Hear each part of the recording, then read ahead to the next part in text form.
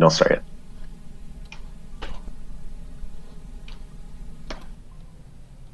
Uh-oh. It says... Okay, we're live, I think.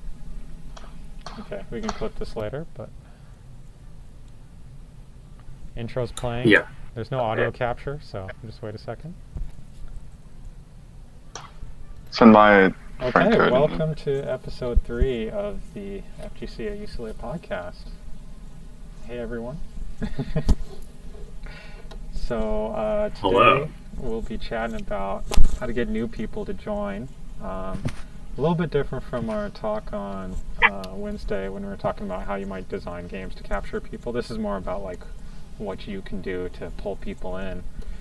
So I guess we might as well start off with like our origin stories, like what got us to join anyway. So first up, let's go with Wilder from UC Berkeley. Hey, so I'm pretty new to the FGC. I've been playing for a little bit over a year, and honestly, the reason I started playing was during EVO, Steam was having huge sales on fighting games, and my friend peer pressured me into buying BB Tag. So I spent all this time looking at all of these characters, and BB Tag, even though it was technically my first game, I didn't actually learn how to play until I found Hyde and Gordeau from Undernight. So I got that next, played through the tutorial, and soon enough I was getting my 2 through 6s down. But yeah, after that I just sort of bought every single fighting game I could find, and So for you, it was kind of Nice. like there was a gateway character. yeah, gateway characters more than the actual games, because BB Tag didn't look all that appealing to me. Like, I wasn't a Persona fan. I'd never heard of BlazBlue in my life. It doesn't look all that appealing to anybody. No, it's Hey. it's very comfortable. It's like a comfort game for me now, despite it not working half the time. But I will accept no BB tag slander. All right, it's You know one what of my it favorite is. games. Undernight ended up being my favorite, despite me not knowing how to play it still. Like, I don't think I've chain shifted more than once on purpose in a game. But yeah, I don't know. Undernight was definitely the best gateway game for me because it has a really good mission mode. I'm not sure how useful or how optimal the combos it provides are, but it's really good to... I don't know, it's a good feeling game, and it's nice having a little computer say, "Good job." So I would spend like hours and hours labbing combos in there. very Yeah, it cool. makes me think of the announcer in Third Strike when you choose a character to fight next in the arcade mode. He's like, "Yeah, that makes sense." Like, you know, having a bit of a reassurance there. Yeah. That's the one. Really sweet. Scrub Lordus. This is a recent matriculate to UCLA who just is jumping into the FGC. What got you in? What started you down the path? So it's kind of been like up and down. So what happened was when I was moving, I found actually one of this Tekken 6 manual book, and I got like really invested because I remember I was like kind of into it when I was like really young. So I picked up Tekken 7 like during my freshman year of high school, and I was like, oh god, this is like really hard because I don't understand like the frame data and stuff. So it got to the point where, I don't know, the combos were like, so it was kind of like up and down where I would, play it sometimes and I got mad at it because I was like, oh god, the combos are hard. But and then after that, I started playing 3S, and I kind of understood the footsies when I played like characters like Ryu and stuff. So was there no community for you? You were just sort of messing around. Oh by yeah, I was yourself? just playing online. That was what happened. That's Yeah. pretty cool. That's Yeah, interesting, so- right? Yeah, Printed, I know you're mashing right now. What was your way in? Yeah, I basically, I came from Smash, and I was seeing Void playing Chip, and I just remember thinking it was like the coolest thing I'd ever seen. And so, I wasn't ready to make the commitment at that point, so I just got like a pirated version of Strive, and I was just kind of messing around with it. And I also did not have a community of any sort, so I was just kind of like on my own, like either watching YouTubers or whatever. And I think I also tried out some third spec on Fightcade. And once I got to UCLA and started playing with everyone, I got introduced to all the games. And since then, I've like actually bought Strive and been playing a bunch more. Purgate is actually UCLA's best Strive player right now. Well, in the club. Maybe we have a secret monster somewhere, but... Yeah, Purgate, which Smash did you start off with? Or I guess I should say, which one did you get interested in Strive from? I mean, I started playing Brawl like back in the Wii days, but I was playing Ultimate, not much, but you know, it was just kind of the game that I would play with my friends like every now and then, and I was like following Void because I like one. Yeah. Ooh. So Okay, let's go. Zenryoku, give us the origin story. So Let's see. For me, the first fighting game I remember really touching was Street Fighter 4 Vanilla. This was back when Blockbuster was still a thing. I tried out with my friend from the East Coast, and once one of us figured out you can combo jumping heavy kick to crouching heavy kick, that was just kind of like the ceiling for us for a while, and we're like, damn, this is like OP, you know? It was really cool, and it was fun to you know, mess around with and understand, but there's a lot I didn't understand. I was also not like into finding communities or trying to learn it past that point, but am I right in saying you kind of had like a friend who you got into it with? Yeah, not so. We just kind of played a bit, but we never like practiced or anything like that together. At some point, we kind of just like the arms race between the heavy kick combos was just like it kind of like reached a stalemate, and he kind of stopped. But I kept playing for some reason. I think because I liked landing raw level 3 focus attack into Raging Demon on people. They wouldn't know it's unblockable and stuff, right? So that just led me to kind of try to learn more about it. And when Super Street Fighter 4 came out, that's when I got a stick and tried to learn properly. And I've been in and out for like 2-year intervals since then. Yeah, once you get the stick, you're trapped. Once you got the peripheral. Yeah. Sunk cost fallacy. Snake Eater, here we have the Washington State University Pullman FGC founder. What got you in? Yeah, that I guess does define me. So heading back to like when I was a kid, I thought stuff like Soul Calibur 3 was the coolest stuff in the world because, whoa, here's all these cool characters and there's custom characters, and I had an older friend who had liked it and he was like, oh dude, check out this game. And so, you know, anything he liked I thought was cool. And he really loved Soul Calibur 3 at the time.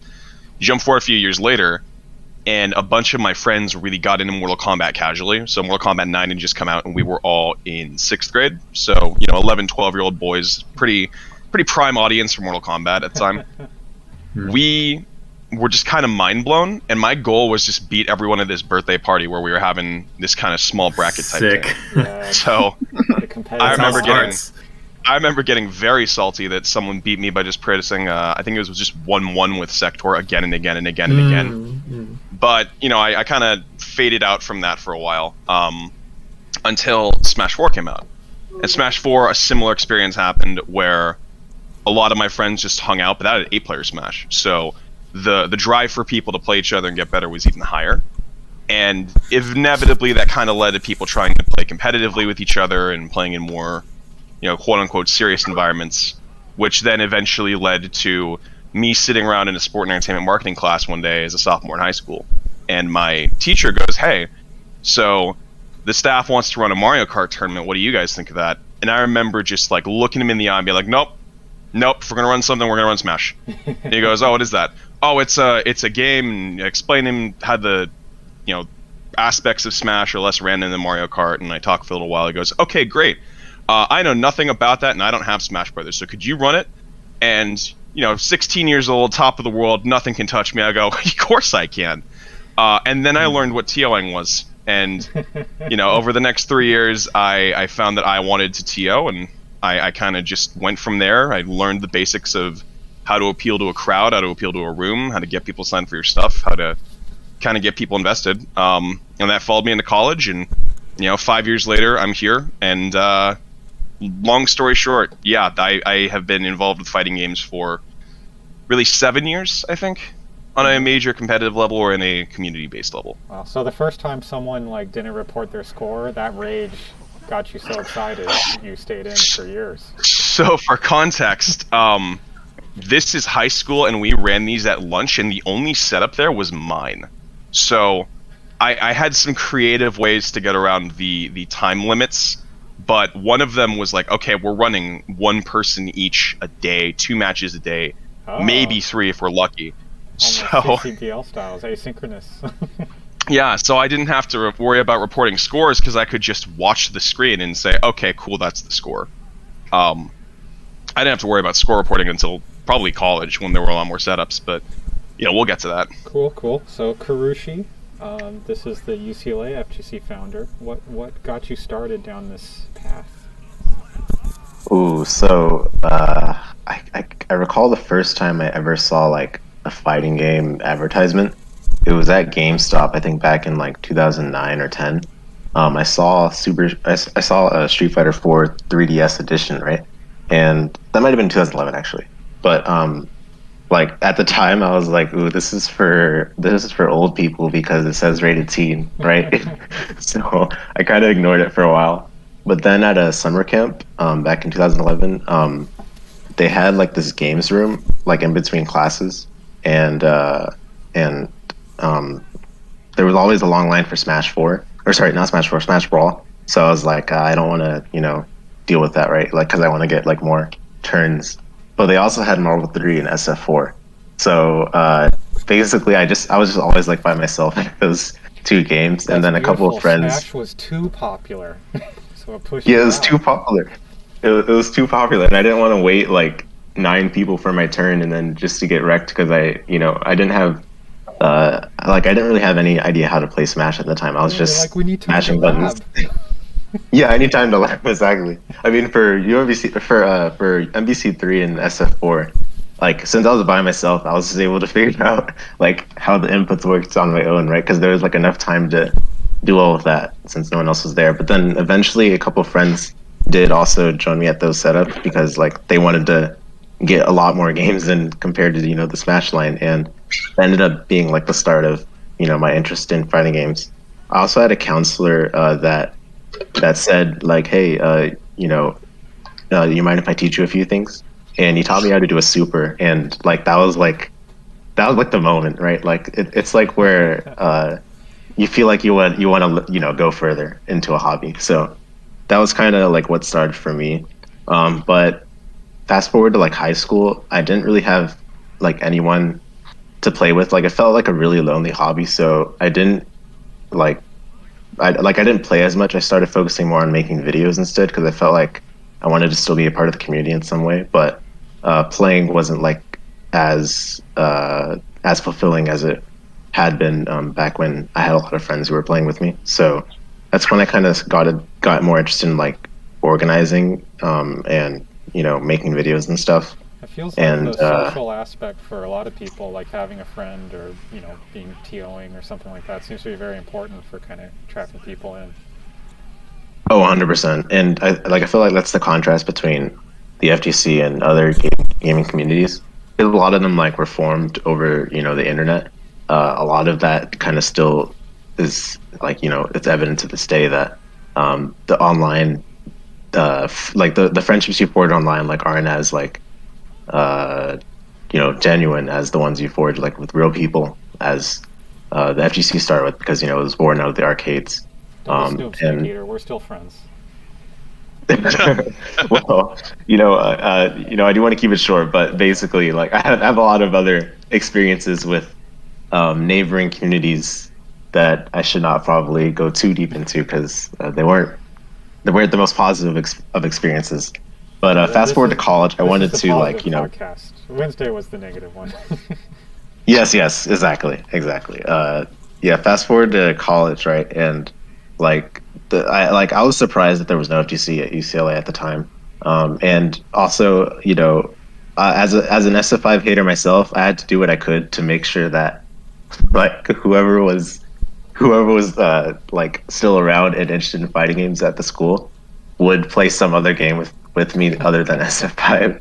So I was like, okay, let me just bring like Uni or Multi on my laptop and hope that people will play. And turned out that Yeah. I mean, that's pretty much how it went from there. The shouts to like the Smash Club at UCLA. They were really helpful. They were really Let's like get a into large that impact. a bit more with Gateway Games. Sarah, Yeah. Sergio, how did Yes. you start along this Government path? name, huh?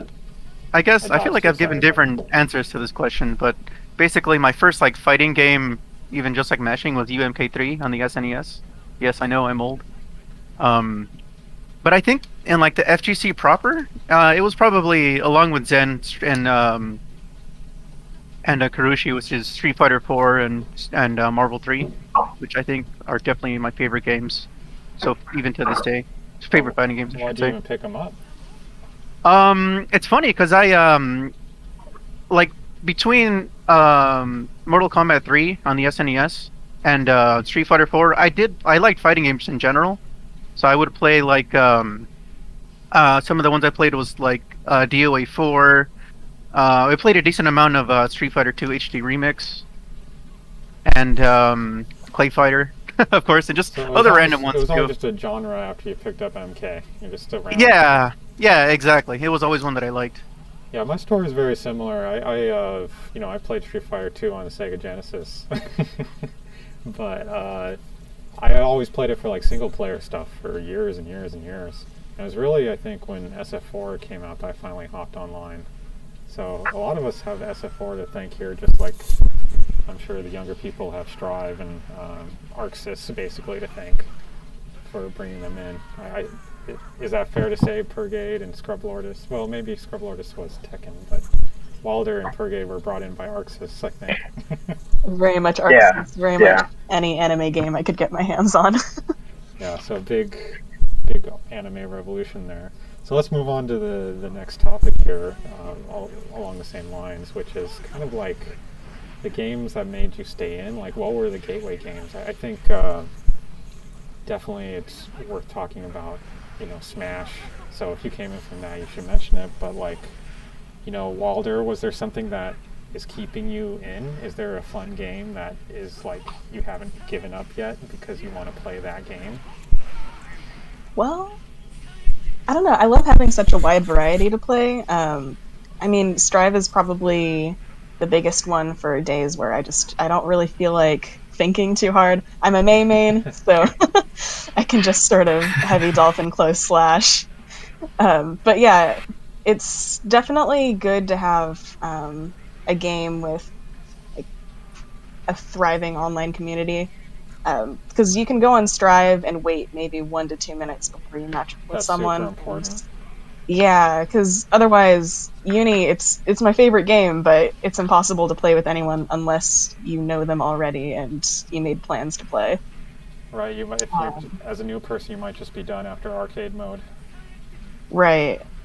Yeah. Yeah, like I pretty much just play to lab combos and look at the cool characters, listen to the music. But yeah, Strive, I feel like, I can learn all of the characters because they're all a lot more simplified from their earlier renditions. So I feel like I have a chance to actually learn everyone, which is definitely nice. Scrublordus, is there something that's keeping the gateway open for you? A game you keep coming back to here? Yeah, I could say the same like what Wilder was saying, because I took a long break in like fighting games, and it wasn't that brought me back was like Strife. So That was the one. yeah, Strife is probably like the most popular game that I play right now. That I probably grind in the most. So Cool. If you and Big Monkey want to hop on whatever now and start screen sharing, I can switch to you whenever. okay. Purgade, I think it's pretty obvious. Yeah. I'm definitely like pretty committed to Strive, and that's just been what I've been grinding the whole time. But through the club, I've definitely been introduced to a lot of other games and found joy in other things as well, like the different types of even in fighting games, they're so diverse, and it's always good to just like mash sometimes with friends. But you did come from Smash though, right? That's kind of where you started? Smash, yeah, and that's kind of where I got this, I don't know, like a kind of competitive attitude in like these one-on-one sort of situations, and I always liked that competition, I guess, and that just translated really well into fighting games, I guess.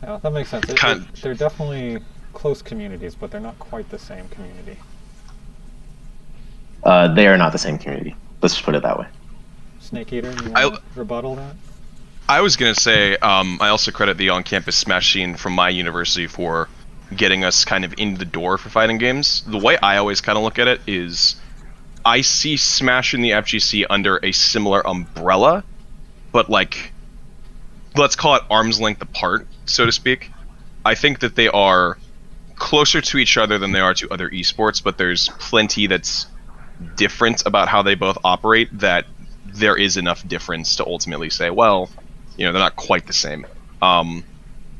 Yeah, I was just kind of jumping in to say, yeah, I have had very similar experiences with my on-campus Smash Club at the time, where Smash Ultimate had just come out, so their club meetings went from, like, let's say 20, maybe 30 people at max, to all of a sudden there's like 100 people here. There's like a ton of people at this Ultimate meetup because people wanted to get into Ultimate, and then from there I was kind of able to grab people with, hey, so you like Ultimate? You ever heard of this other stuff? And some people actually had prior, and they're like, oh yeah, I played Tekken back home, or I played, you know, Under Night back home, and oh, cool. And then that's where we ultimately grew out. So a lot of those Washington State people are from the Smash Club that you got? I think a similar narrative that a lot of us have is that we did start in Smash, or that we did have a close connection to Smash in the first place. It's not all of us, but I think most of us would credit our initial tastes of competitive fighting game type stuff with Smash, or credit it as, well, yeah, I was kind of interested in Smash and that's kind of what I came there for, and then I ended up getting involved with all this. Cool. So let's just go to the OGs finally. Zen, Sero, is there anything that's keeping the gateway open? Is there any reason you're not playing Final Fantasy 14 right now, but still playing fighting games? What are the old guys? What's keeping you going? As for, like, I guess what's keeping me going is, like, I guess, like, right now, I'm not trying to, like really grind and get, like, super strong at any particular game. I'm just having fun playing with the homies, basically. Trying to get a little better than I was before. Learning a bit at a time, just going at my own pace. And going at that sustainable pace for me in a bunch of different games that I enjoy. Did you say plus R yet? You said a lot of words so far, but... Yeah, that's weird. It's always in my subtext. But yeah, basically just, you know, taking it easy and having fun with it. Alright, that's how kind of like a no, there's no particular game. Sarah, is there anything for you? I think mostly for me, it's just been, since I'm really more about, like, I'm a community type of guy, so I just, you know, enjoy seeing the community, regardless if they're playing a game that I don't really, like. I don't think there's any game that I really, like, hate. There's certainly games I don't really like. I'm not super excited about love. Yeah, I know, I'm just saying. So yeah, that's mostly what's been keeping me in. And then, you know, seeing, like, the, just seeing people get into the FGC and then, like, you know, from casual to, like, a little more competitive. I think it's something that really vibes with me. Yeah, okay, so I think all three of us can say it's really the gateway stays open when everyone gets into something, no matter what it is. Like the CCBO games, like everyone's playing Third Strike right now, and it's like crazy interesting, right? Yeah. So I do want to make a quick comment before we transition. I don't know if it was mentioned specifically when Zenruku was talking, but what I noticed, like, back when SF5 had, like, kind of released, a lot of people were branching out to different games, right? And at the time, Tekken 7 was, like, a huge one, as well as some other, like, Arceus games that came along later, like, you know, Dragon Ball FighterZ, right?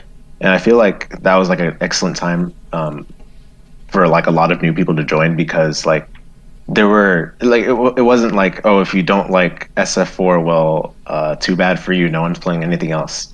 It was a time where you could really just try out a bunch of different games and, you know, find your niche and all of that. I think, to what Snake Eater pointed out with Blaze of Central Fiction, that kind of, like, that's an excellent example, because I actually showed a lot of friends Blaze of Central Fiction as their, you know, one of the fighting games I first played with them, just because there's so many characters and you're bound to find something that, you know, connects with you, even if it's a little bit complicated on the inputs comparatively. But like I think that's worth mentioning in terms of like, you know, there not being one particular game because of the era we're in right now. That makes sense. Big Monkey, I wanted to give you a chance to say too if there's anything that kind of opened the gateway for you and kept you in. Well, if Zen didn't say it, it's definitely plus R then, right? Because every word he says is plus R. I started off with Tekken, so going into 2D games with Under Night was a really big like jump, and obviously Under Night, people have already mentioned this. You don't play Under Night with random people. Like, you gotta find Under Night matches, and so like I kind of fell off Under Night before coming to FGC at UCLA, like a year and a half before coming to campus. So I got into more games like plus R, right? And then I think that was around the time I did like come to campus. So, well, I guess not a lot of people offline played plus R either, but good netcode. Playing with people, playing with people in the server like Jub, Daydream, Zen, EGP Tekken, these people who would like smash me into the ground for my first couple months of playing. But going 0-71 against Daydream that one night, was it Jub? It might have been both of them, but those were some of my like most fun nights playing any game. And so the gateway was getting savaged in an old fun game. That's the exact story of how I clicked, but with Central Fiction instead of plus R. I think I went like 1-38 one night against a guy who knew what he was doing. But the thing that stuck in my head was, but I got one. But right. You might get some, but you just lost one. Nice. Okay, so I'll just end this with a write-in from iMatter. This is a new student at OSU who just started like 3 weeks deep. They weren't able to join today, but they wrote me a little bit. So for them, the gateway games were they had a classic pizza joint that had an old Marvel vs. Capcom cabinet, and then they saw Skullgirl, so it was really the spectacle. And then after that, it kind of switched over to when they really wanted to go into it.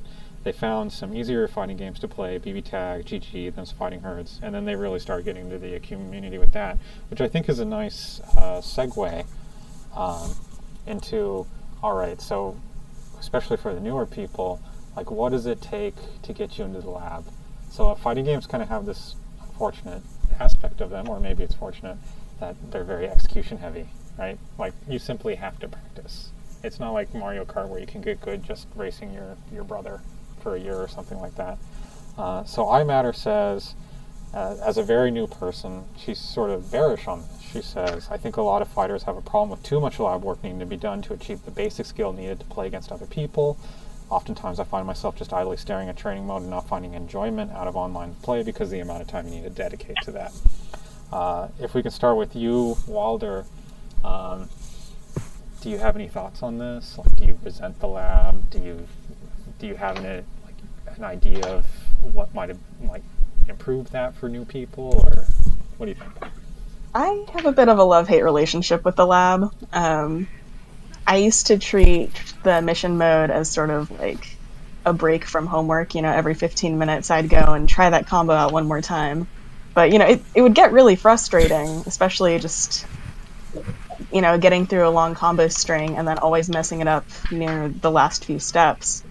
But I'm really fortunate enough, the person that got me into BB Tag, she's kind of been my guide through the FGC. And so, in Guilty Gear, we would just be on call and I'd be streaming training mode and she'd be walking me through some of May's B&Bs. And just having someone with you explaining, oh, you need to hold that a little bit longer than you think, or that move is a lot slower than you expect it to be. Just those little things that you wouldn't really think to look at, even just looking at your old recordings, that's really helped me so far. That's interesting. So a mentor sort of makes it bearable.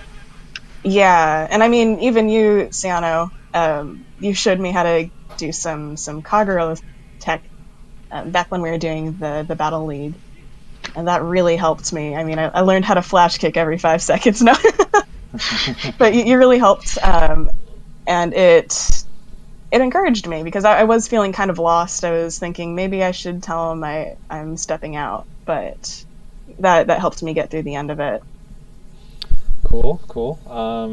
Scrub Lordis, you have any feelings about the lab? Oh, can you hear me still? I can hear you. Mm-hmm. Okay, so personally, I agree. Again, I agree. I don't really like it's labbing. It's a little hard for me because it's like because there's like so many like resources and like there's so many things to lab, but I'm not exactly sure what exactly to like lab. So I feel like one of the things that I like to do is just ask for people to like check out or like watch my replays, and then they give me like a few pointers or tips, and then if they're like the same person that same character that I main or something, I'll ask them to like, oh, can we like go for a few sets, and then you like kind of like show me how a few combos or tech combos work. So I feel like that's something that really helps me personally rather than just like labbing. I know labbing is like really important, but like still I just feel like labbing can be kind of difficult in the beginning. So it feels really unfocused for both of you, just to do it by yourself, basically. Yeah. Sometimes I'll find a combo that I enjoy, and I'll just sort of practice that for a little bit, but anything prolonged, it's just... Purgade, on the other hand, you were someone who basically, like, became a monster at Guilty Gear. There must have been some lab time involved in that. What pulled you in? That's actually pretty funny because, I mean, like I said, I started out with Guilty Gear and I was like, basically just learning how to actually like play fighting games, like how do you do combos and things like that. And as soon as I figured that out, I moved on to like fighting CPUs and stuff like that pretty soon because I was getting like kind of bored of just staying in the lab. And then like I actually just stopped playing Strive and I was playing like Third Strike for a bit because I could play online against other people. So I've always been someone who was like actually kind of averse to staying in like training mode for very long. And I know there's like this huge, misconception, I think, about the FGC where you got to stay in the lab for like a certain amount of time before you can actually play, but I think that's not true at all. Like, I definitely learned almost everything I do just by playing in-game. And it's only now that I've really started to learn how to lab properly for like mistakes that I'm making, or if I see a new combo, like trying to figure out how to do that, or even just going and just like trying to make something or, find something new. But I wonder if some of that was possible just because of the very nice visual design of Strive, where you can actually see what's happening. Oh, definitely. It was definitely like a lot of, it's just like intuition, I think. And I think another big thing is, like, I would often, instead of actually being in-game in training, I would like check Dustloop and see like how things work, or I would see like a YouTube video, like how do I do this, instead of actually being in the thing. And anything I would want to try out, I would try out in-game. Mm-hmm. I think that's loud. So yeah, definitely a lot of counter hits. Definitely a lot of counter hits, but I mean that's just how I learned. Yeah. Big stop sign for when it doesn't work. Big monkey. Exactly. What made you the Yoshi lab monster? Well, I think it's just my personality, but I was always okay with sitting in the lab, finding a combo, trying a combo. I remember one of my biology study sessions, I was in call with a friend, and I feel really bad about it now, but before it was like, oh, I just want to do this Lee combo, right? And then I would just like not tune in to the study session. It was not good, but that was like the peak of my labbing addiction. And then studying something else. Yeah, no, exactly. But like even in the beginning with Tekken, it was like it was a group of my friends and it wasn't even my game. So I was like always watching videos and I was always like trying things against them. It was like, oh, down to is 13 frames, and then my friends would be like, what are you talking about? Okay, so like, some of us are just OCD and born to be in the FGC. It's just a yeah. Okay, that happens sometimes. Zen, when did you start labbing and why?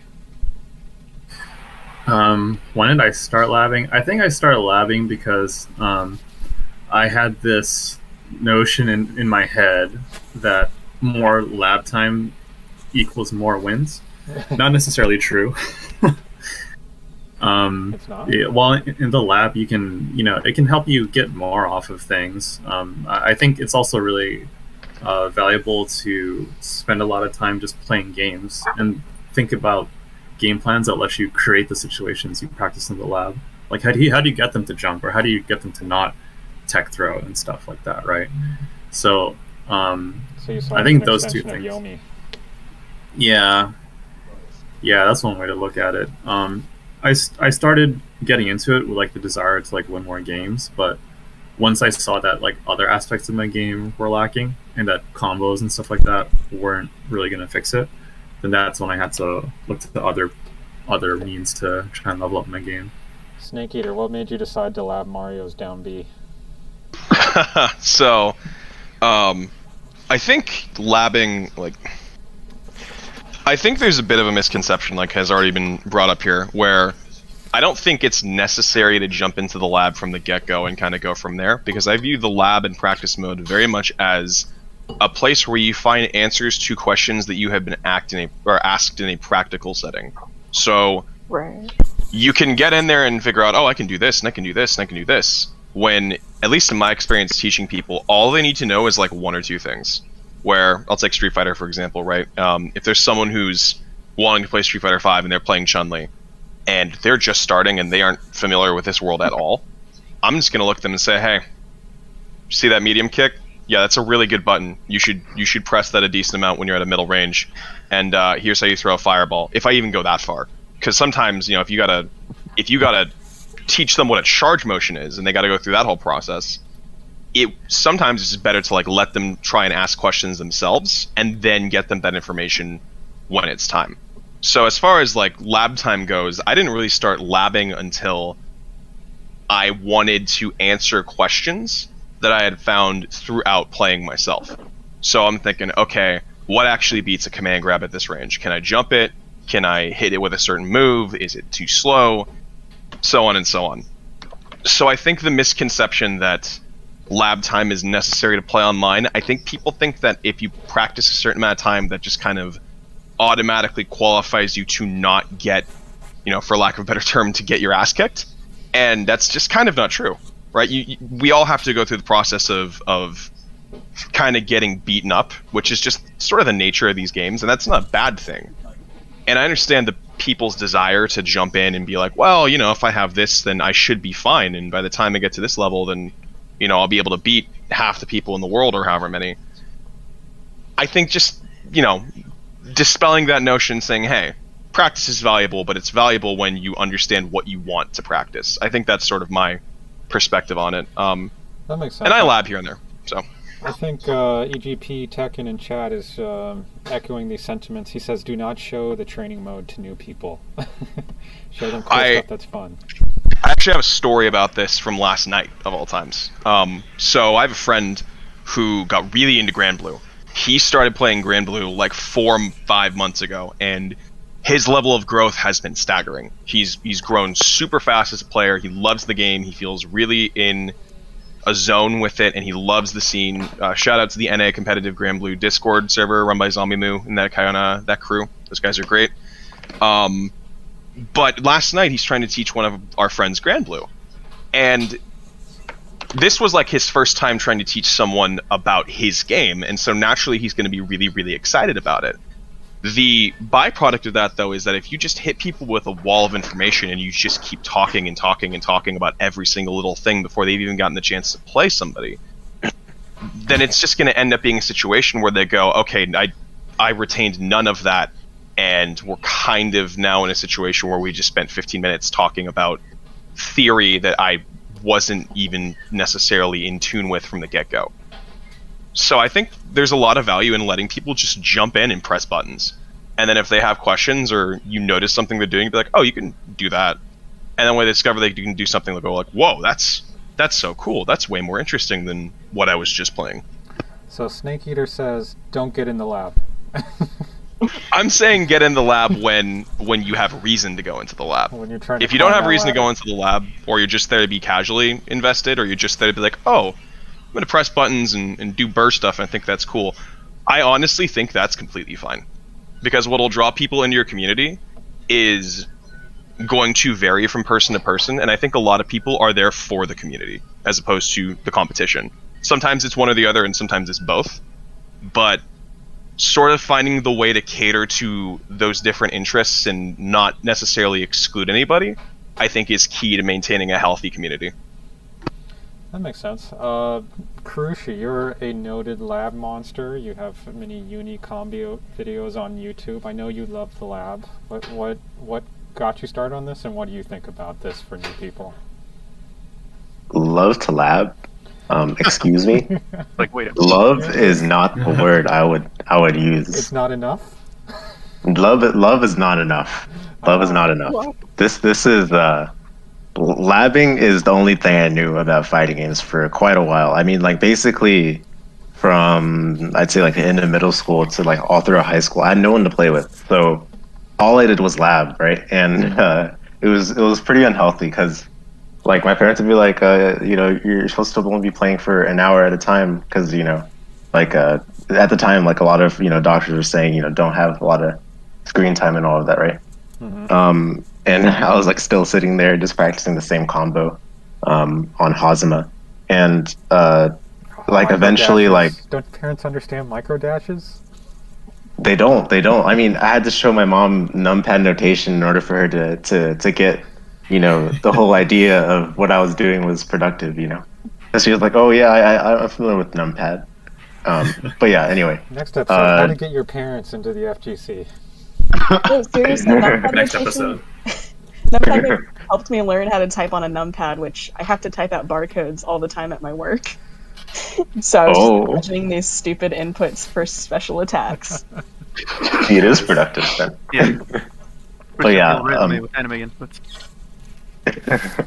Yes, yeah. I mean, I personally think like the discourse between like anime notation versus like, you know, the standard notation. I'm glad we've moved past that, I guess. But kind of like going back to what I was saying about labbing.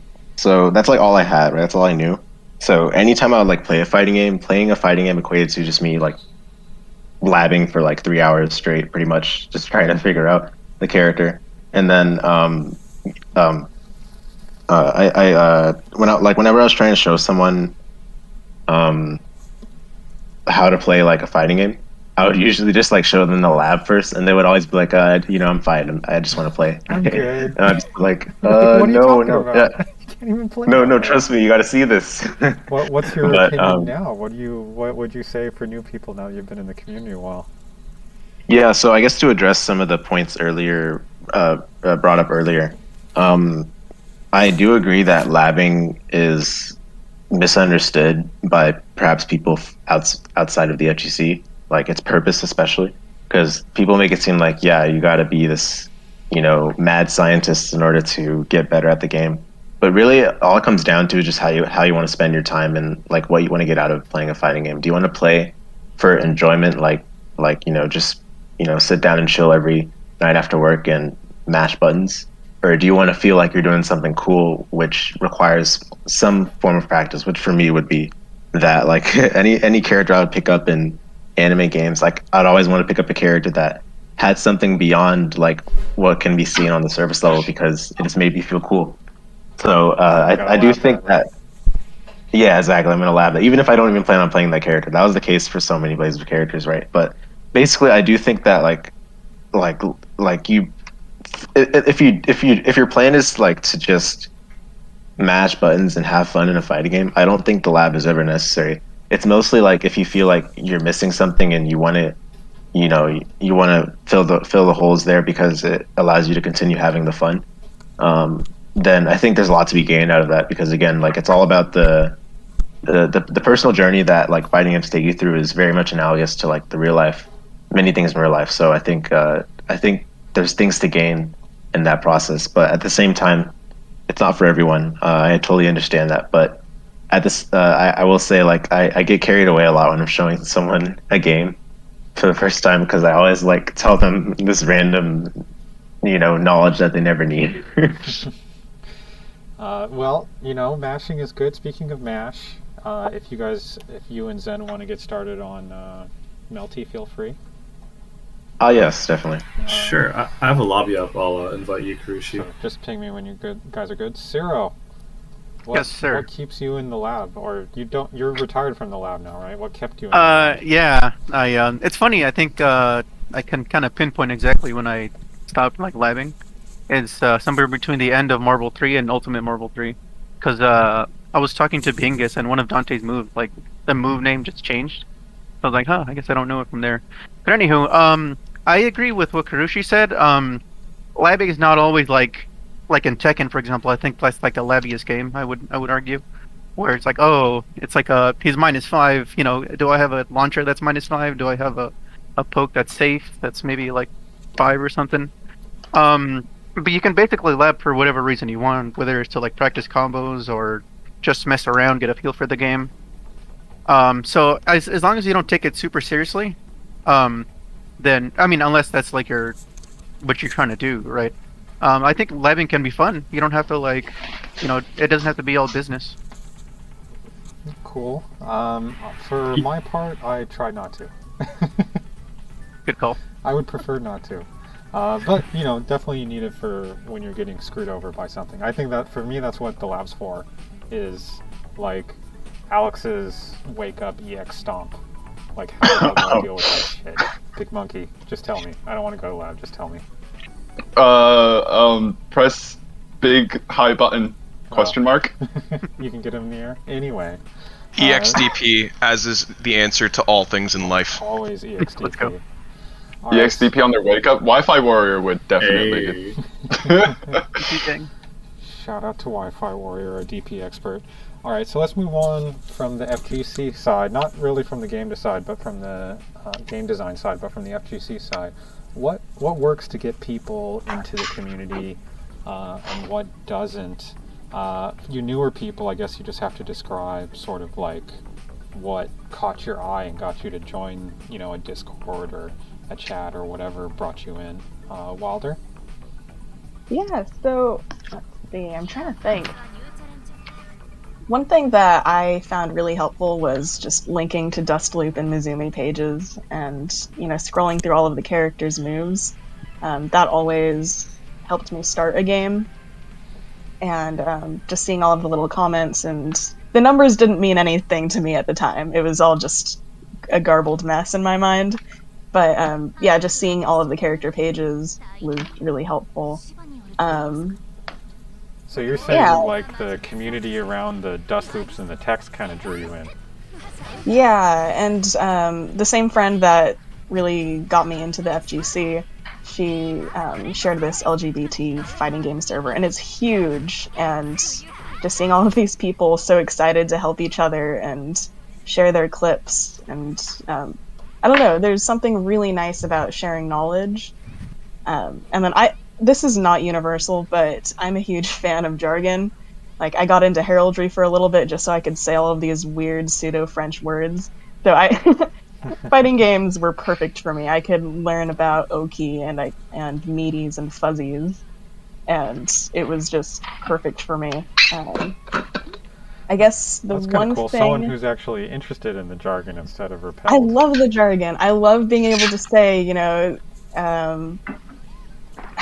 I don't know, just any random input, and we could probably have an entire podcast just about FGC language. You really could have like a secret conversation with someone.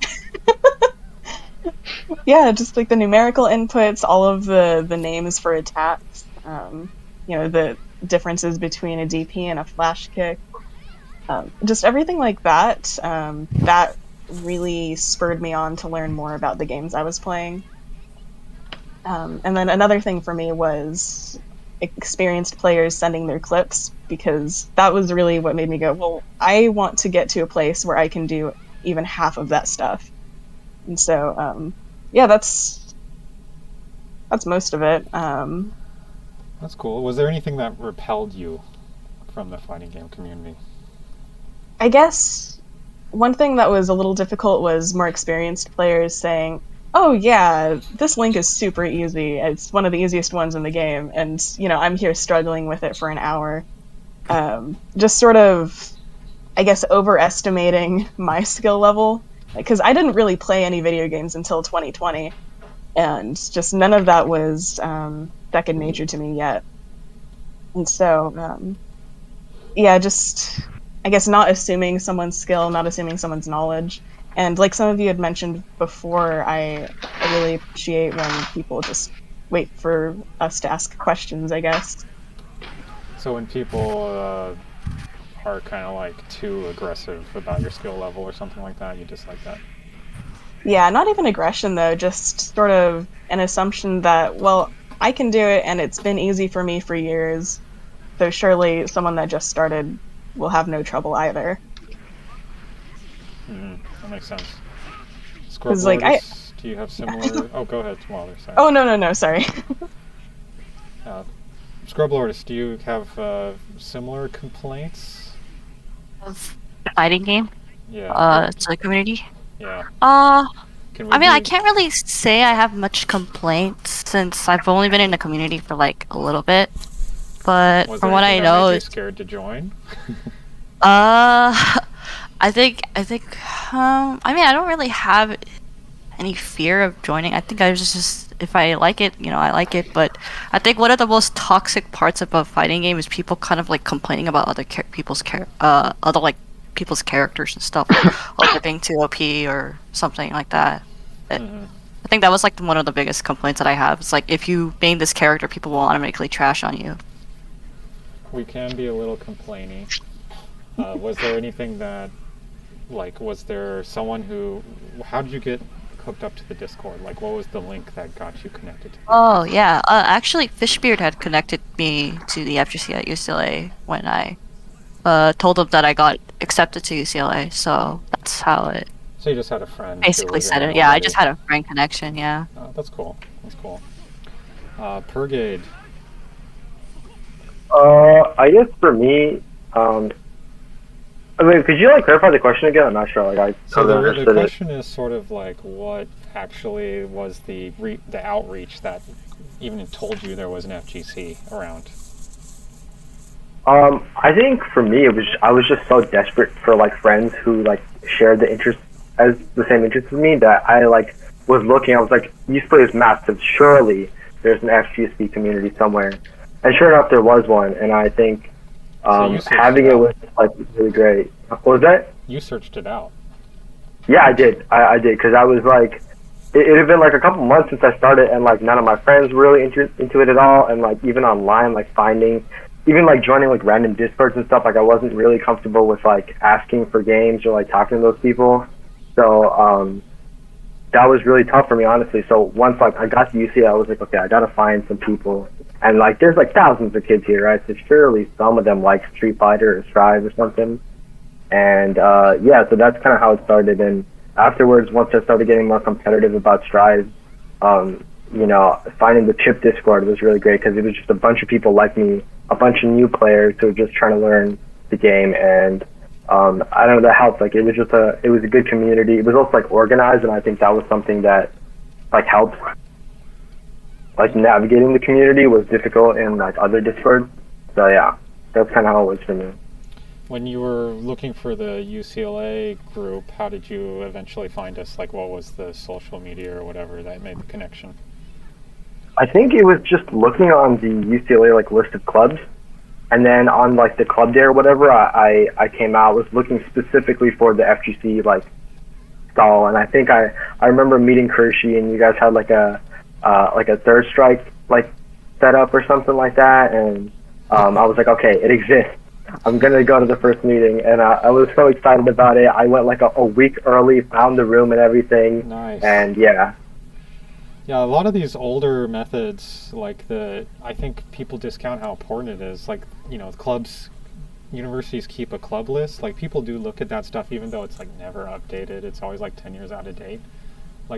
That is the only way people have to find stuff like that, though. It is important. And these events, the Enormous Activity Fair, UCLA, whatever there is at Washington State. It's actually very important. Yeah. Was there anything that made you scared to join the FGC? I think, I was just worried that I wouldn't be good enough, and I think Kirsch even asked me, like, oh, do you want to play? And I'm like, yeah, I don't know about that. Like, I didn't want to, like, embarrass myself, like, I don't think I'm good enough to play, to be honest, but no one's really like that. Everyone's just, like, really chill, and just, like, we also don't stick to a game, right? We got, like, a different game going on every week, so no one's really, like, a professional at things, and no one's judging you either, so, yeah. Yeah, cool. All right, Big Monkey. How did you find us? It was looking for uni. I was scrolling through uni clips looking for Gordo because I was like interested in playing him at that time, and then I saw Zen versus Karushi, I think, and I was like, wow, wait, I'm in UCLA.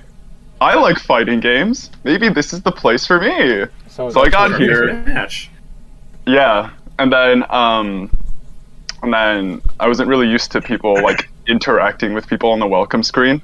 So like, you guys were like, "Hi, Big Monkey," and I was like, yeah, I was like, I wasn't expecting to interact like this, but I think that's like one of the better parts of our community. Like, we're really receptive. We'll talk to anybody who's like new. Yeah, and I think FGC at UCLA was a big part of like why I'm able to like join other fighting game communities as well and like just ask questions.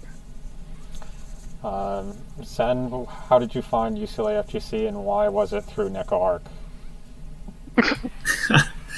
I remember like how it was I had just heard that uni was like a thing and it looked pretty cool, and I asked like a random question, I think in one of the like the Bruin gaming server, and I didn't know it at the time.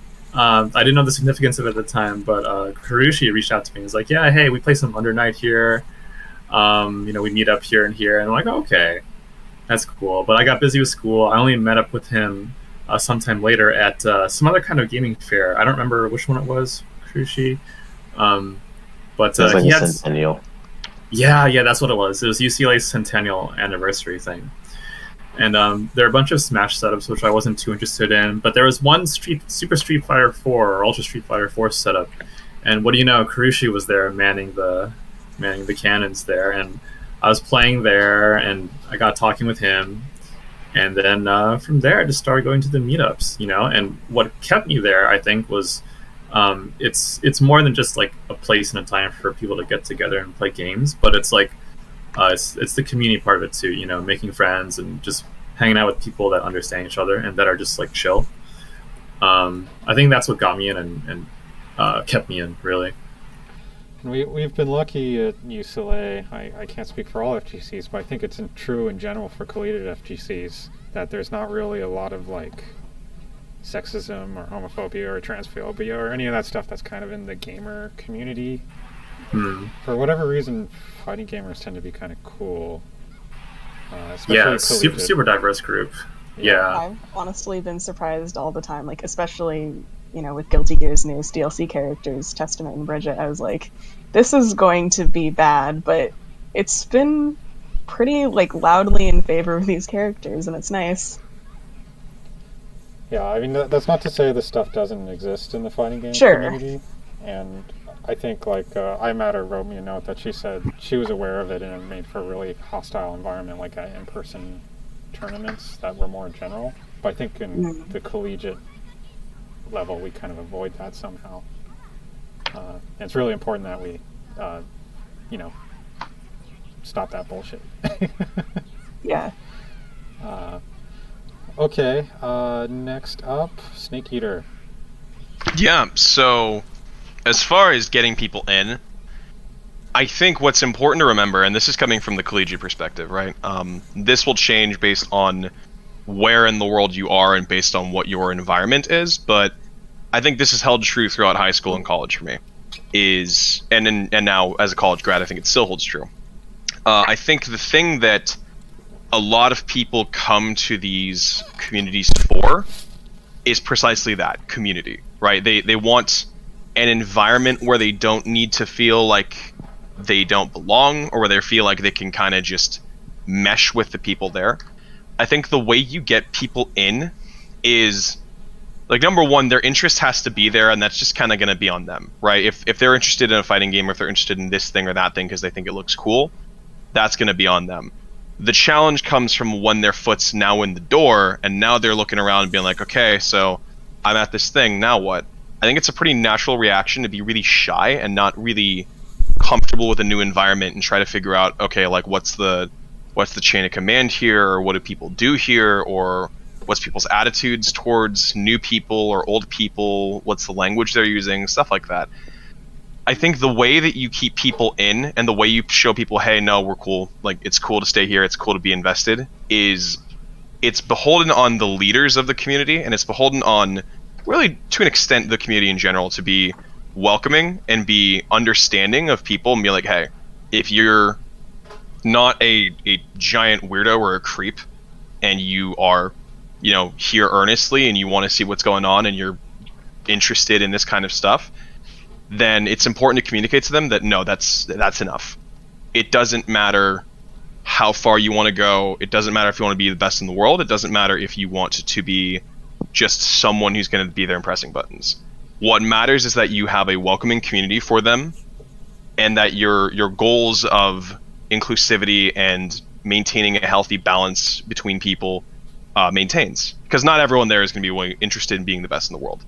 So for Collegiate Environments, I think the thing that I would say to myself 4 years ago, getting all of this started, because I started the fighting game group at WSU. I didn't find it. I had to start it myself. I think what I would tell myself 4 years ago is understand that college is a really intimidating time, because there's all these people who are now technically officially adults who are functionally entering the real world, and a lot of them are flailing and confused and scared, and they just want people who kind of get that, and people who are not going to be, you know, people who would be repellent. They want a community. Mm-hmm. Serving that need and showing people that they belonged somewhere and showing people that they had a welcoming somewhere, regardless of where they're from, regardless of their sexuality or their gender, regardless of their faith, so long as they weren't being terrible people, you know, the door's open. And, you know, in my personal experience, I've met people from Malaysia. I've met people from Saudi Arabia. I've met people who are all across the spectrum of sexuality and genders and, you know, mental, atypical or neurotypical or divergent, etc. And I've been able to bond with all of them through this stuff and through showing them that, no, you're cool, you have a place here. And I think that's just so valuable, and I think that's something that needs to be embraced and protected by the community leaders in collegiate levels and across all levels. Yeah, so I would say that's what I'd say. Yeah, I think that's a really good point. I can say that on the welcoming point, when I joined the UCLA FGC, I was nervous coming into the first few meetings. You know, you don't know these people. You don't know what it's going to be like. It's a competitive game, right? People can be assholes in competitive things. And it sucks to get blown up.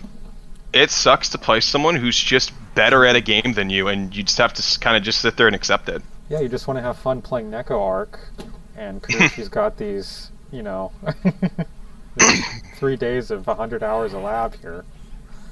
Actually, my second day. 2 days. But yeah, I totally echo that. I think that for the FGC, to have people come back, you have to make people feel welcome. That's really important. Yeah, and especially at a collegiate level. You know, we're all just kids trying to figure out what we're doing around here. And the more people you have to kind of help you figure yourself out along that journey, I think the easier that journey becomes. Kurushi, if you can hold yourself back from mashing for a moment, do you have any thoughts on this? How to get people in? So actually, I have an example that's very recent. One of my friends who I've long played card games with, Yu-Gi-Oh specifically. He's always been interested in like anime related things, specifically like a Tsukihime, Fate, Grand Order, all of that, right? And he wanted to pick up Multi-Type Lumina when it came out, but then he noticed that his favorite character, Neko Arc, wasn't in there, so he was like, "Yeah, I'm not buying this until Neko Arc's in there." Right? And I just find it interesting, right? Because now Neko Arc's like out, and he legit bought the game, and I'm like, "Yo, let's go!" So Neko Arc right? is how to get people into the FGC.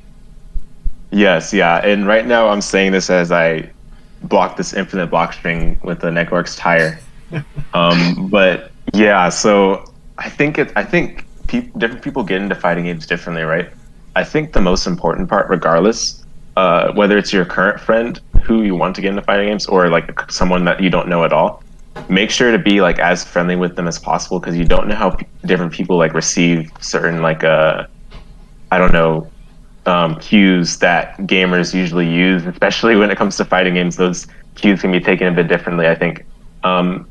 Specifically what I'm referring to is like whether you should hold back on them or not because they're new, and how much you should speak with them while you're playing, because some people don't like talking while they're playing.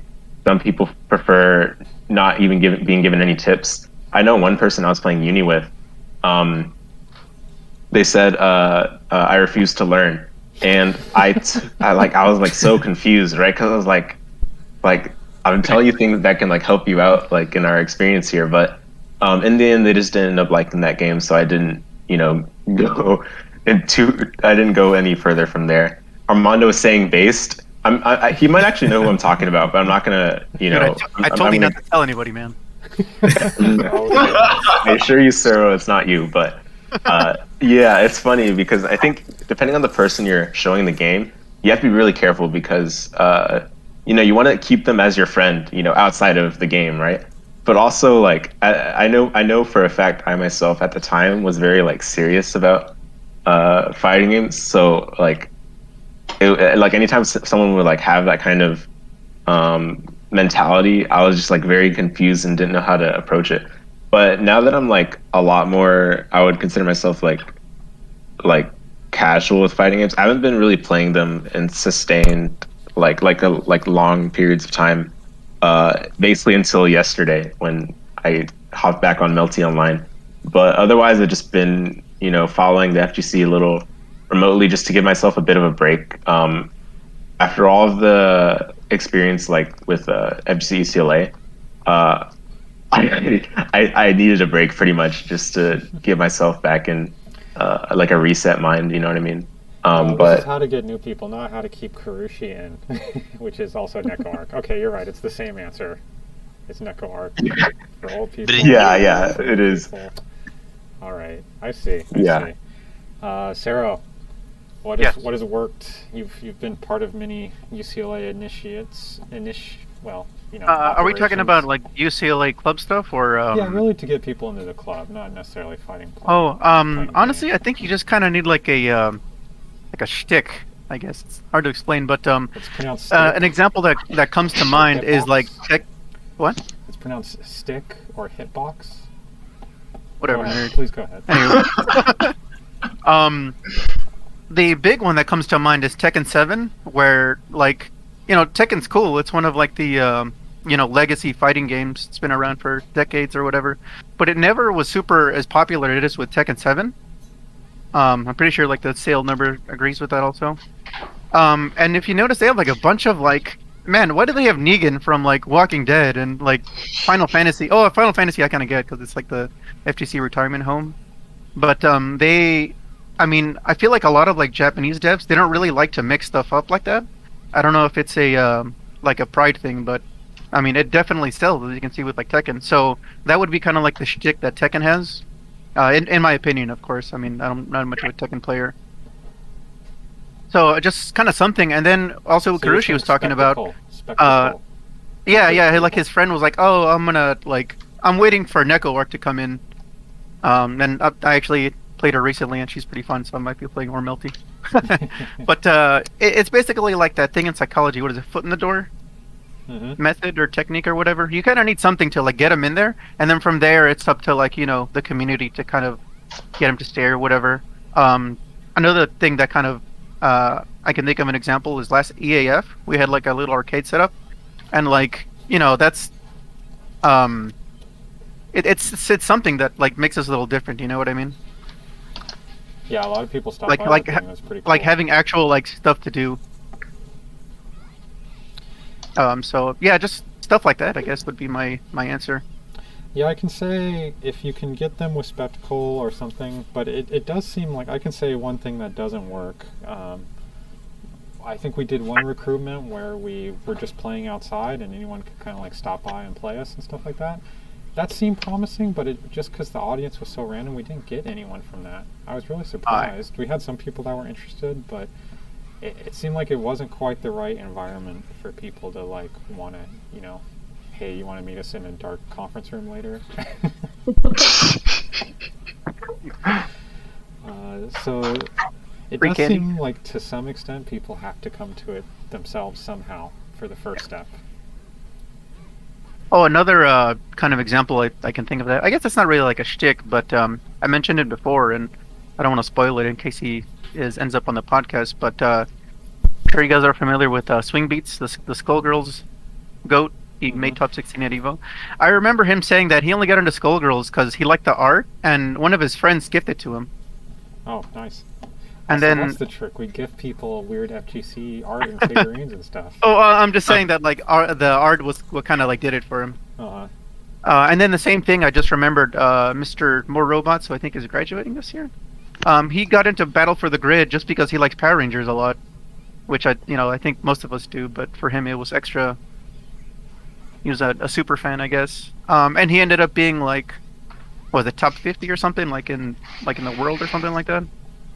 Granted, it's not a huge scene, but that's still impressive. You know what I mean? Yeah. I ended up getting into BB Tag because I was a big fan of Ruby at the time. I saw the announcement. I was like, oh, Ruby stuff is in this. That's cool. I should check this out. And then I got into that, which in turn got me into BlazBlue and Persona, which are two of my favorite things in the world now. So. Oh wow! I wonder how many Dragon Ball fans don't even know they're playing a fighting game. Oh God, I can't tell you the experience I had. Like I'm waking up early for a job I was working at the time. I was working on a golf course at the time, and I check a news site, and I just see Dragon Ball fighting game announced. I go, okay, cool. It's gonna be another Tenkaichi game, whatever. And then it's like, no, it's a Marvel vs. Capcom style 3v3 assist-based competitive fighting game, and my grogginess just vanished. I just like stood up and went, wait, hold on, it's what? Because I'm a giant Dragon Ball fan, and that was one of those things where it was like an experience. It was like, oh my God, it's real. And I met a ton of people who ended up getting into fighting games because of Dragon Ball Fighters. I've met a bunch of them through college, and case in point, if people like a thing that the thing is dealing with, then oh no! That totally makes sense. Sorry, I pressed the wrong button. I was saying if someone finds something that they like or are interested in, and fighting games relates that in some way, there's a decent shot they'll check out the fighting game.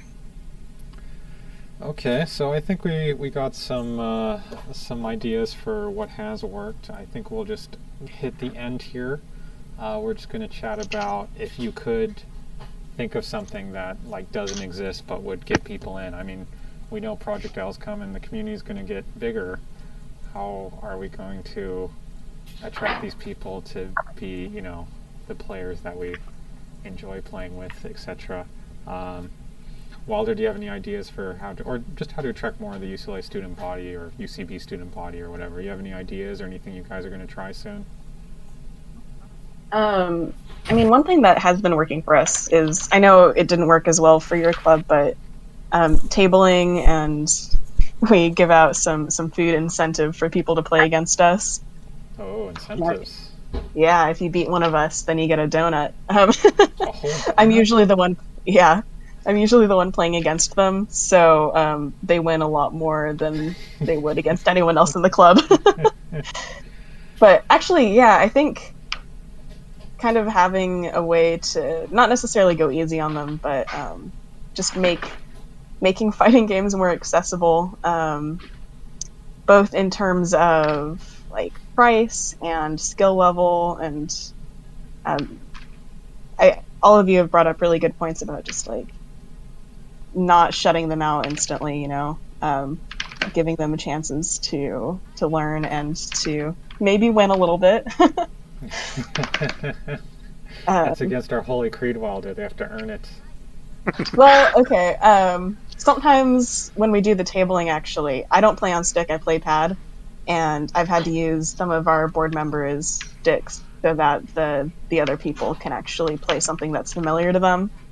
And so even something as little as that, like giving yourself a little handicap. But as far as innovation goes, I'm not really sure what would get people in. Just like having more properties, make fighting games, more rollback, I guess. Yeah, that's on the devs, though. We can't do anything about it but purchase.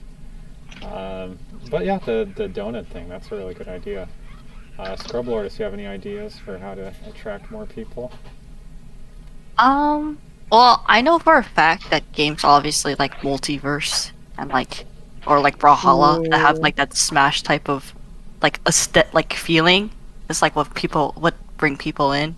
So I feel like people are kind of simple when it comes to like fighting games like that. They just want to have like a good time with like their friends, and they feel like, oh, games that are like Smash, they're obviously gonna pick that over like, games over Strife. But I have seen people, get into the Strife type of setup. So I'm just hopeful maybe people will tend to like, oh, maybe if they like something like from Arc Systems, maybe they'll get into that and like learn actual proper footsie stuff.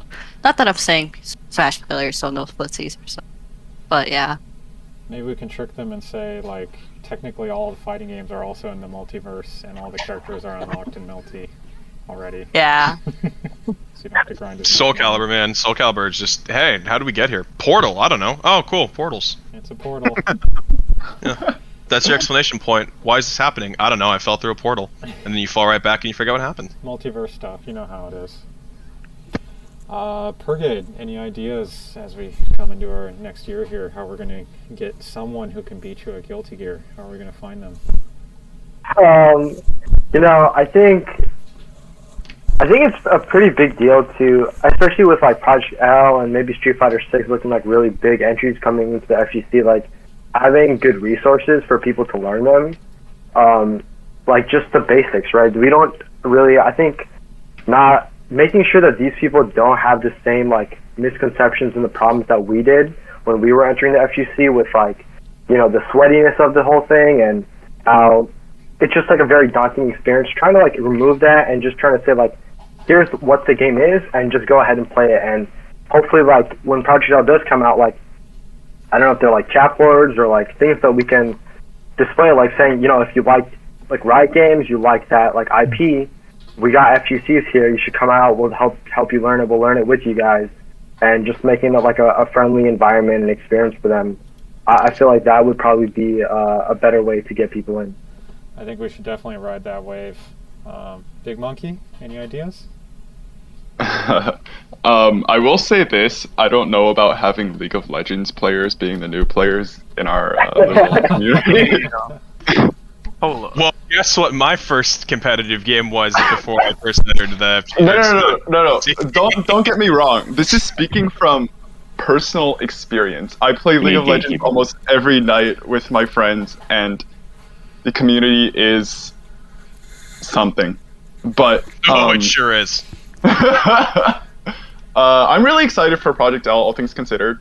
Like, it'd be the first time I'm playing a tag team fighter. And all of the characters they've introduced look really cool. So I'm sure a lot of League players are actually excited about that too. And a lot of my high school friends, they don't play fighting games, but they play Riot games. So they're like, "Oh, I'll play Project L, and you're gonna teach me how to play fighting games, right?" And I'm like, "Yeah." Are you gonna lose to them, or are you gonna gatekeep them?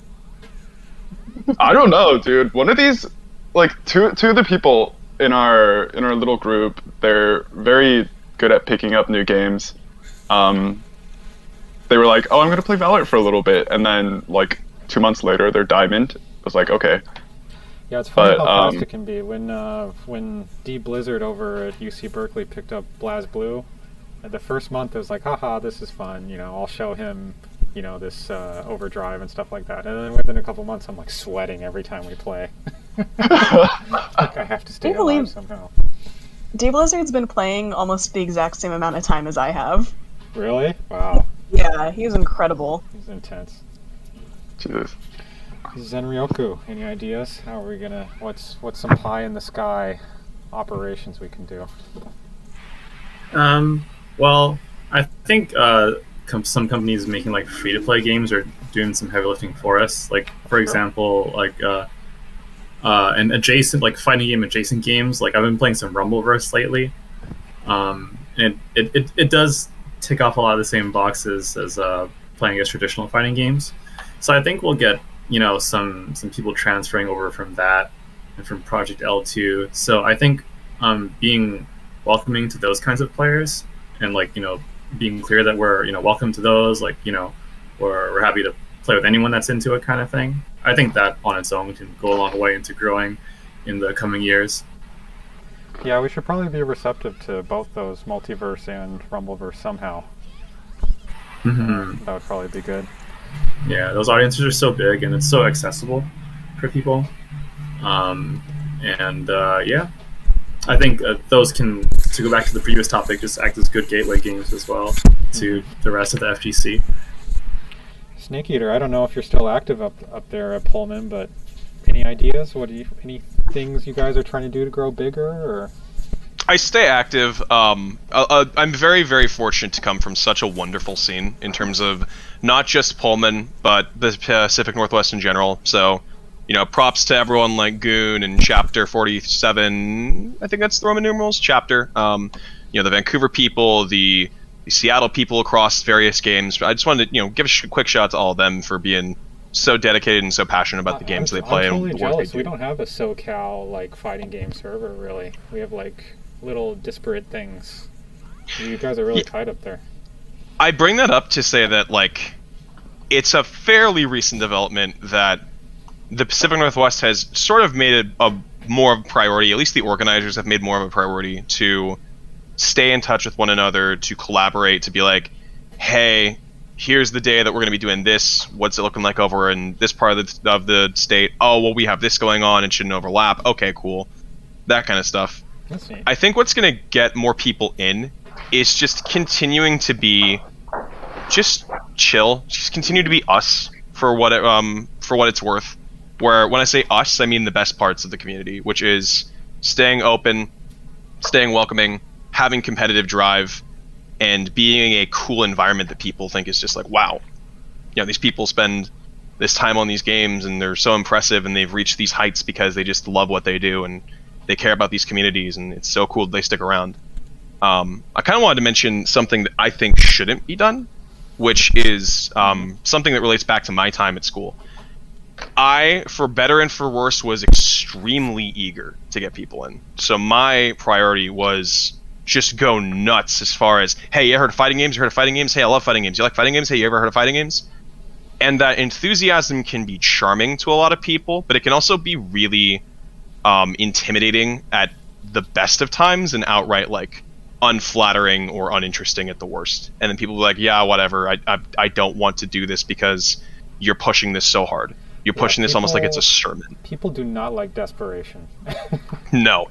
And that was a hard lesson I had to learn as I was building up the community, because I was scared of well, this is my shot to do this, and if I screw it up, then this won't happen and it won't be a thing. And you end up catastrophizing far beyond what it's really going to be.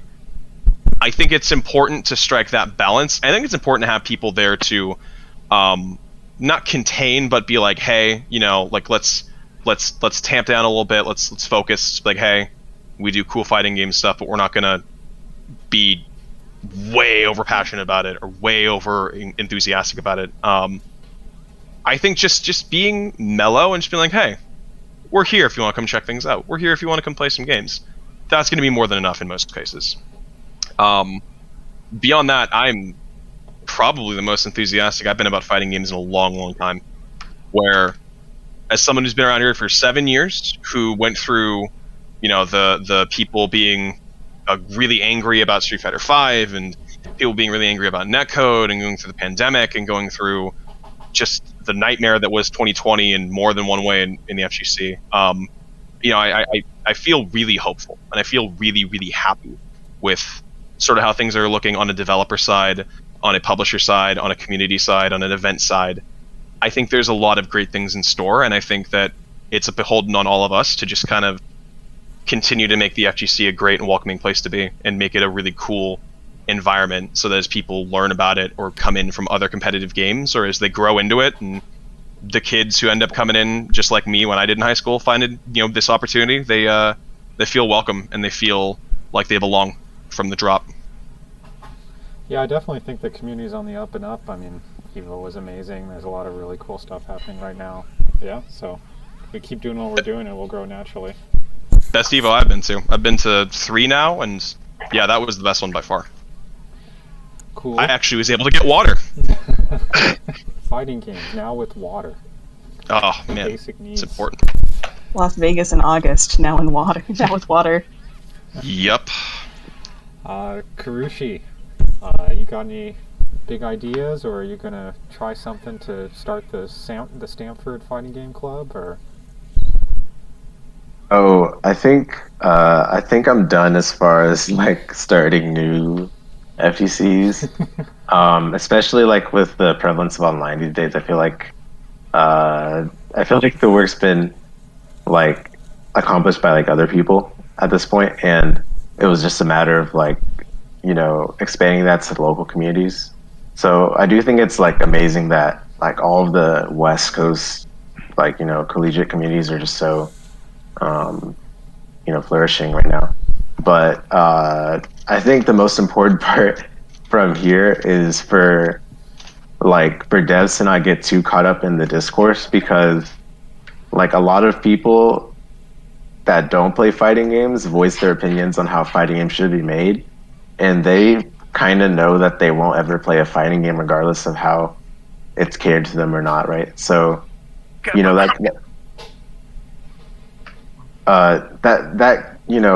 that's a little off topic, but I do think like it's not. I do think we're going in the direction that could be potentially not good going forward for the FGC if like it seeks to grow, right? Well, But that's an interesting idea. Is we might end up post fighting game community before we know it. If Project L really is, if it eats our lunch, so to speak. yeah, I mean, I think personally, Product L, it will be a hit fighting game, but I don't know if it will expand to the masses as much as people think it would. Like, we already have several League players that are not really interested at all in the Legends of Runeterra, despite, enjoying the IP a lot, because, like, it's just a matter of switching genres, right? Like, it's 2 completely different genres, MOBA and fighting games, MOBA and card games. They're completely different. So I don't know if the overlap is really there that people think it is. But it's not to say that it can't be done, right? Like, I know a lot of people that got into fighting games, like, late, so to speak, which late being just like kind of like 2022. Like, they already like knew fighting games were cool, but it's like, why didn't I try to learn them or get into them sooner? Because these were always, here. They were always cool like this, right? But I think a big part of that is just attention, right? So as to what Snake Eater said, getting like positive attention is the most important part. You don't want to come off as a like, oh, we need people to play because no one's here. But what is this? What is this? I have no idea. It's Negark's fault. It's a stream overlay. Yeah. Okay. So like The stream. Yeah, I know, right? I think the thing that could be troublesome later is like if people view the fighting game community as, oh, they're trying so hard to get new people in, but we don't care. Like, we're just gonna stick with our games, right? Like, 'cause this community is too gatekeepy or clicky for like by comparison, right? A lot of gaming communities have their flaws. Fighting games have a lot different characteristics than mainstream gaming communities. I think there's a lot more overlap in those communities than in ours. So the approach to get new people probably has to be a bit different, especially considering like supposedly the 1v1 aspect is the repulsive part. which can be debated perhaps in another podcast. But Well, it's interesting that Multiverse was like, hey, 2v2 is the main mode, just to get around that right away. I mean, yeah, that's why supposedly Ono got fired from Capcom, right? Or he was Like, trying oh to yeah, do we want something. 2v2 for SF6. Wave of the future. They missed out, but SF6 looks good anyway. SF6 looks so good. Yeah, but I think right now the FGC is doing fine in terms of growth. Everything's going really fast in terms of the games people are playing and the tournaments people are watching. So I think we're doing a great job right now. And there's not really much we need to change from here. It's just keep up the good stuff. Don't change what's not working.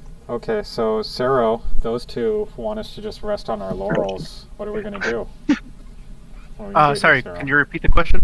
How are we going to get new people in the community? Oh, I thought I kind of answered that with the whole you need some sort of gimmick thing. So you're just like ride or die on like the crossovers and stuff. Well, I mean, I think that's probably one of the bigger ones. But as far as like, I think they pretty much nailed it on the head. You gotta make sure they're comfortable, they're friendly. You kind of have to tell like if some people like, obviously nobody likes losing, but if they don't like take it well, and not even like if they, not like Latif not take it well, like, oh shucks, maybe I'm not cut out for fighting games type of not taking it well. You gotta be kind of like a little mindful of that. So you're saying you should give them the full fighting game experience, lose to them in Project L, and then smash your stick, and then go on Twitter and rage at them at the event. Yeah, I don't know about that one, but welcome to the fighting game community. Hold that. Yeah, I think that's mostly the main thing to get people to play new ones. In terms of getting them from like getting them to more, they want to compete and stuff. I'm not actually too sure about that one. Well, see, that's why if we go back to Wilder's comment, donuts. I think that's the secret. Everyone loves free food, yes. Yeah. Free food. Damn, Birdie. True. All right, we've reached the end of our podcast. Thank you to everyone for stopping in. Thank you to our guests, Wilder from UC Berkeley and Snake Eater from Washington State University. If you guys have any Alum, last baby. comments? I guess technically I'm more just Eastern Washington or just Pacific Northwest at this point, as I'm technically not a student anymore. No one's so. gonna check your ID, buddy. It's a podcast. I still have my college card. I can still get away with Yeah, exactly. using that for a discount here and there. The movie theaters and the podcast don't care. Any last comments on the subject? Hey guys. Sorry. Go first. Sorry. We'll go Snake I was Eater going to say, tomorrow. on the note of Washington State University, I'd like to actually give a shout out specifically to the people who are running that now. So, Montezuma and Dr. Doom, you guys are doing great. Love you guys. I'm glad that you've been able to build such a great community and keep things going into the future of WC esports and WC fighting games and really just the whole Pacific Northwest in general. You guys and the community that has been built over time there are kind of the reason why I keep doing this and the reason why I'm so engrossed and why I want to keep going in esports professionally and why I feel so good every day. So I'm glad for that community, glad for those people, and PNW forever. Nice shout out, Karushi. Yeah, this is not really a shout out, but more so, I guess, an epilogue. I think the most important part about fighting games is the community. It's not the games. It's probably not obvious to someone like who's looking at video games as a whole and just sees them as that esports acronym. I don't remember it off the top of my head, but a bunch of people that were around in the 09 era know the shirt I'm talking about. Hold on, I think I got it. It's entertaining subjects playing overly repetitive, tedious software. Yes, you got it. Yeah. Yes, that was spot on. Yes. Surprised I remember that. Yeah. I guess I got to memorize that eventually with all these combos and frame data. But I think that's how a lot of people look at like video games as a whole, looking on the outside, right? But like fighting games are much more than esports. Fighting games are much more than the games. It's all about the community, and I think that's something that the FGC has an edge over all these other mainstream games. So make sure to leverage that in your local communities. Make sure you use that whenever you're talking to someone that you don't know if they might be interested. Just make sure to give them a good time because it's all about the community, right? Like I think that's the main that's the main thing we have over all these other video games with their toxic communities. So if you're ever trying to get people to play a new game that you might not like. I'd say it's always worth it to be willing to make that sacrifice for a game you don't like, just be able to have a good time with people that could potentially be newcomers to the community. So yeah, that's all I want to say. Cool. As long as Smash Club doesn't start giving out back rubs, we should be able to have an advantage there. I'll just end on Scrub Lordus. Wilder, so go ahead and just tell us, should we gatekeep and beat up people in Project L, or should we let them have a few wins? I don't know, because they're League of Legends fans. They're really asking for it, you know? Strike one before they even start playing the game. Agree. It has to be that way. All right, that's it, guys. Thanks for tuning in. Thank you so much. Thank you. Exactly.